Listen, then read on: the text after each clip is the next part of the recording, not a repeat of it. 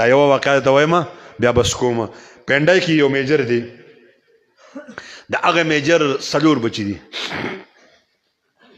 3 بچي په غټو غټو منصبونو دي یو انجینیر دی یو ډاکټر دی یو په یونیورسټۍ کې پروفیسر دی نو ښځې ته وایي نیک بخت دی ښه مې درته وایي چې زه پې دا نور سبق وایم ته وګوره که نه زما ډاکټر بچی څومره په موضوع کې دی غټ ګاډی ورسره دی ځان یې خپل اسپتال دی انجینیر ته ګوره غټ غټ پلاټونه جوړوي په لکاو روپۍ علي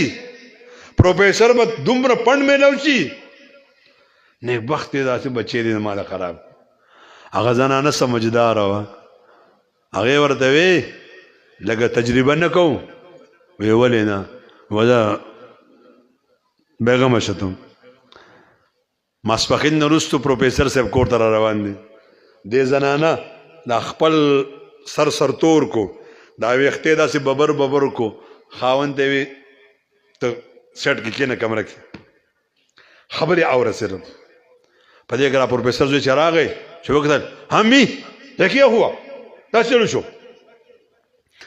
دا مور ته وی خدای خود ستا پلار د ډوډۍ خاوند نه خدای خود ستا پلار غوښې غوښې خدای خود ستا پلار داسې کې داسې خیرې کنځلې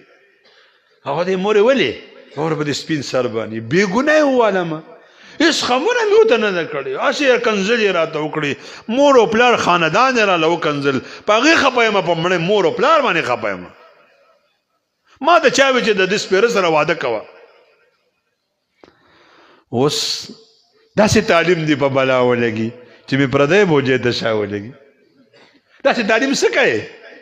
چې مور پکې نه پېژني پلار نه پېژني دی ورته وایي دی بړوا دی دا دله دی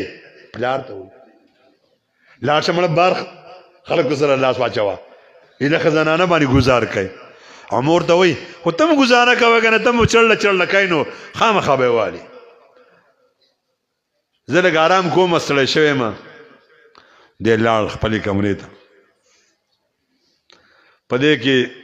انجینیر صاحب راغی څه وخت پس مورې یا کیا ہوا همي د یو څو خولې کنځلې پلار ته وله وکړه هغوی زده کړې پیته وه هغوی زده کړې پیمانه وه هغوی زده کړې وه غټ باتروم کې وړکې کچن هر څه زده کړي هغه هم یو څو خولې کنځلې پلار ته وکړه او مور ته یې زه لږ ته هم ګزاره کوه نو زه لږ ارام کوم ستړی شوی یم ډسټرب شوی یم ټینشن دی راته په دې کې ډاکټر صاحب راغی او ډاکټر صاحب خو مریضانو پوزې ته راوستې هغه چې راغی او څو خولې کنځلې پلار ته وکړې مور ته ماسخوتن مازه نه وروستو قاري صاحب راغی قاري صاحب راغی وکتل همي یا کیا ہوا مور چې کنځلې شروع کولې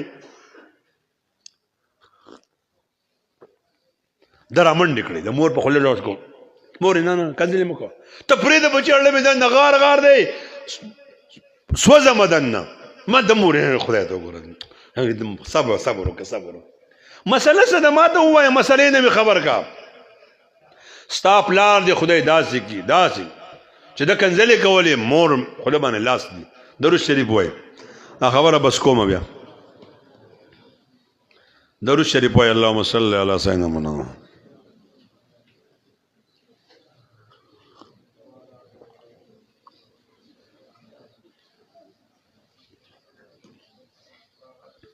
مور وتا خیرې کنځلې کولې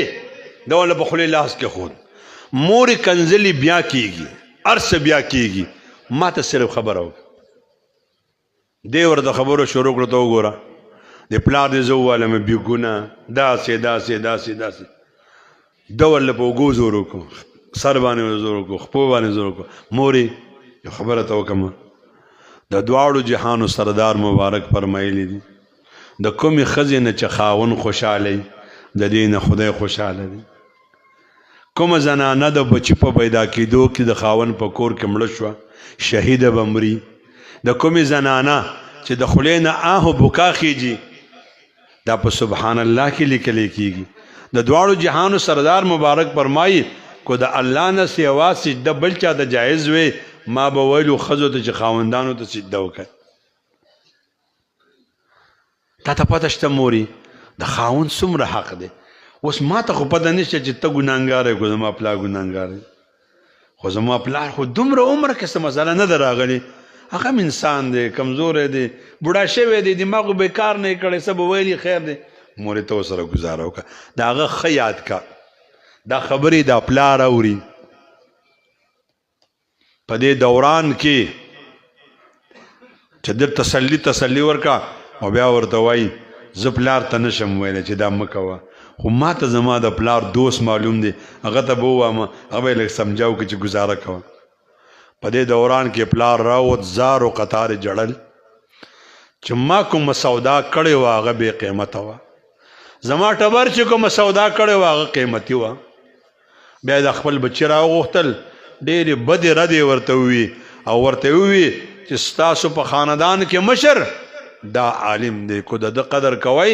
زما بچي یې، ورنه د جیداد نه د اساسو نه ستاسو کاته ختموم. راځئ رونو خپلو بچو خاندانونو کې علما پیدا کړئ، دینداره پیدا کړئ، خورئ به د کوم ځای نه، وفي السماء رزقکم، ستاسو زموږ رزق په اسمان کې دی، راځي به هغه چې کوم زموږ رب لیکلی وي. خو د قیامت په ورځ باندې به چې جنتیان جنت ته لاړ شي الله دې مونږ بوځي، نو هلته کې به مشري میلاویږي، خانی، دا خانی به چاته میلاویږي؟ نو حافظ قرآن ته به وویلی شي او اهل القرآن عرفاء اهل الجنه، اهل قرآن والا به جنت کې د جنت خانان او ملکان وي. هغې وخت کې به بیا تاسو وایې کاش چې مې په خپله حفظ کړی وی، کاش چې مې په خپل بچي حفظ کړی وی، کاش چې مې په خپل نوسۍ او په نوسي حفظ کړی وی. زما عزیزانو الله دې د دې علماو په علومو کې، په عمرونو کې، په صحتونو کې برکت ورواچي. دا زمونږ محسنین دي چې دا باغ و بهار یې مونږ ته جوړ کړی دی، ورنه مونږ وغواړو اوس حکومت ته لاس ونیسو، اوس به مونږ د دنیا آبادۍ راکړي، دنیا پیسې به راکړي، خو مونږ به ستاسو د بچو تربیت ونه کړو. نن چې د پاکستان شمله اوچته ده، دا د دې خړو پړو ملانو د خوارۍ د محنت نتیجه ده چې مونږ د سعودي عرب نه مخکې یو. سعودي عرب والا په 2014 کې د تمام دنیا نه قاریان غوښتي وو، 1500 قاریان مونږ له پکار دي چې د سعودي په خاوره باندې قرآن خلکو ته ښیي، پای کې 300 حافظان د پاکستان نه غوښتي. راځئ رونو خپلو بچو باندې دین ووایئ، علم پې وکړئ، قرآن پې ووایئ، او الله رب ذوالجلال به ستاسو خاندانونه منور کړي، او الله رب ذوالجلال به ستاسو صحتونه منور کړي، او الله رب ذوالجلال به ستاسو علوم و عمرونو کې برکات ورواچي. و آخر دعوانا الحمد لله رب العالمین.